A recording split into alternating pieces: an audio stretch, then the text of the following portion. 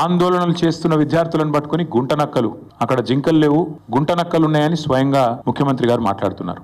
ఇంకొక మంత్రి గారు అయితే పేమెంట్ బ్యాచ్ అని చెప్పి విద్యార్థులను చిన్నగా చేసే విధంగా, వాళ్ళని అల్పంగా చూపే విధంగా ఇంకొక మంత్రి గారు నోరు బారేసుకుంటారు. ఉప ముఖ్యమంత్రి గారు అక్కడ జంతువులే లేవు, అదంతా ఏఐ జనరేటెడ్, ఆర్టిఫిషియల్ ఇంటెలిజెన్స్ ద్వారా జనరేట్ అయిన ఇమేజెస్ అని తన కృత్రిమ మేధస్సును ఆయన బయట పెట్టుకున్నాడు. ఇది పరిస్థితి.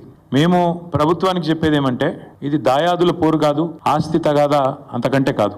భూమి నీదా నాదా అని కొట్టుకునేందుకు రేవంత్ రెడ్డి ఆ పిల్లలకు వేలు విడిచిన మేనమామనో బాబాయో తాతనో కాదు. రేవంత్ రెడ్డి ఈరోజు 4 కోట్ల మంది ప్రజలున్న ఈ రాష్ట్రానికి ముఖ్యమంత్రి. అంటే ఈ రాష్ట్రంలో 4 కోట్ల మంది కట్టే పన్నులతో జీతం తీసుకునే ఒక ప్రతినిధి. నిజంగా చెప్పాలంటే రూలింగ్ పార్టీ అని మా పెద్దలు కేసీఆర్ గారు ఎప్పుడు చెప్తుంటారు, రూలింగ్ పార్టీ కాదు సర్వింగ్ పార్టీ అని పిలవాలంటారు. ముఖ్యమంత్రి అనేవాడు ఈ రాష్ట్రానికి బాసో, ఈ రాష్ట్రానికి నియంతనో, చక్రవర్తో, రాజో కాదు. ఒక పెద్ద పాలేరులాగా, ఒక పబ్లిక్ సర్వెంట్ మాదిరిగా పనిచేయాల్సిన బాధ్యతలో ఉన్న వ్యక్తి.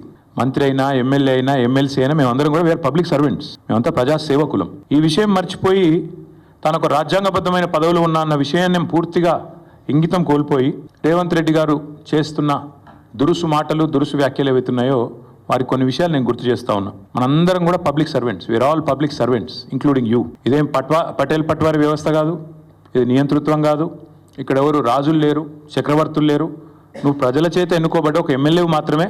ఆ ఎమ్మెల్యేలు మీ కాంగ్రెస్ పార్టీలో మెజారిటీ మంది నిన్ను ఎన్నుకుంటే నువ్వు ముఖ్యమంత్రి అయినావు తప్ప నువ్వేమి రాజువు కాదు, నియంతవు కాదు. ఈ రోజు అక్కడ ఏదో రిజర్వ్ ఫారెస్ట్ ఉన్నట్టు, రిజర్వ్ ఫారెస్ట్ లో అత్యంత ఏమంటారు జీవరాశులు ఉన్నట్టు, జింకలు, పులులు, సింహాలన్నీ ఆనే ఉన్నాయి అన్నట్టు. జింకలు, పులులు, సింహాలు లేవు అధ్యక్ష. ఆ చుట్టుముట్టుతో కొన్ని గుంటనక్కలు చేరి ఇట్లా వ్యవహరిస్తున్నాయి అధ్యక్ష. విద్యార్థుల ముసుగులో ఏవైతే గత ప్రభుత్వ పెద్దలు రెచ్చగొట్టి పేమెంట్ టీమును పంపించి అరాచకాన్ని సృష్టించే ఈ ప్రభుత్వం ఉపేక్షించలేదు కూడా.